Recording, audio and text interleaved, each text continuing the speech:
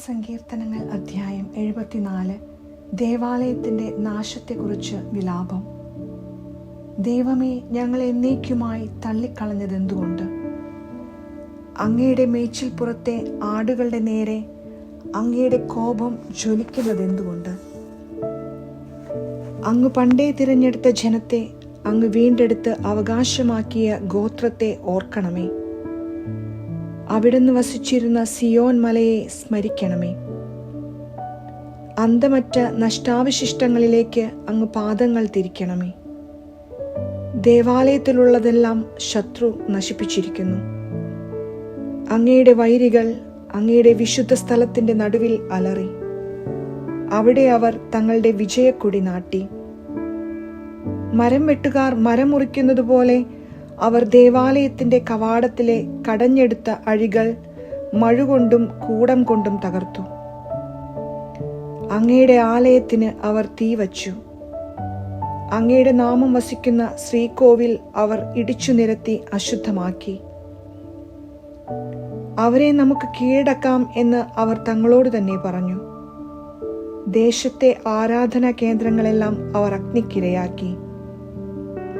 ഞങ്ങൾക്കൊരടയാളവും ലഭിക്കുന്നില്ല, ഒരു പ്രവാചകനും ശേഷിച്ചിട്ടില്ല. ഇത് എത്ര കാലത്തേക്ക് എന്ന് അറിയുന്നവരാരും ഞങ്ങളുടെ ഇടയിലില്ല. ദൈവമേ, ശത്രുക്കൾ എത്ര നാൾ അങ്ങയെ അവഹേളിക്കും? വൈരികൾ അങ്ങയുടെ നാമത്തെ എന്നേക്കും നിന്ദിക്കുമോ? അങ്ങയുടെ കരം എന്തുകൊണ്ട് അങ്ങ് പിൻവലിക്കുന്നു?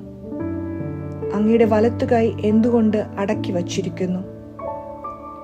എങ്കിലും ദൈവമേ, ആദിമുതലേ അങ്ങന്റെ രാജാവാണ്. ഭൂമിയിലെങ്ങും അവിടുന്ന് രക്ഷ പ്രദാനം ചെയ്യുന്നു. ശക്തിയാൽ അങ്ങ് കടലിനെ വിഭജിച്ചു. സമുദ്രത്തിലെ ഭീകരസത്വങ്ങളുടെ തല പിളർന്നു. ലെവിയാഥന്റെ തലകൾ അവിടുന്ന് തകർത്തു. അതിനെ മരുഭൂമിയിലെ ജന്തുക്കൾക്ക് ആഹാരമായി കൊടുത്തു. അങ്ങ് ഉറവകളും നീർച്ചാലുകളും തുറന്നുവിട്ടു. എന്നും ഒഴുകിക്കൊണ്ടിരുന്ന നദികളെ അങ്ങ് വറ്റിച്ചു. പകൽ അങ്ങയുടേതാണ്, രാത്രിയും അങ്ങയുടേതു തന്നെ.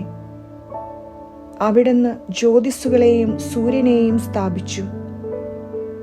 അങ്ങ് ഭൂമിക്ക് അതിരുകൾ നിശ്ചയിച്ചു. അങ്ങ് ഗ്രീഷ്മവും ഹേമന്തവും സൃഷ്ടിച്ചു. കർത്താവേ, ശത്രു എങ്ങനെ അവിടുത്തെ നാമത്തെ അധിക്ഷേപിക്കുകയും അധർമ്മികൾ എങ്ങനെ അതിനെ നിന്ദിക്കുകയും ചെയ്യുന്നുവെന്ന് ഓർക്കണമേ. അങ്ങയുടെ പ്രാവിന്റെ ജീവനെ വന്യമൃഗത്തിന് വിട്ടുകൊടുക്കരുതേ. അങ്ങയുടെ ദരിദ്രരുടെ ജീവനെ എന്നേക്കും മറക്കരുതേ.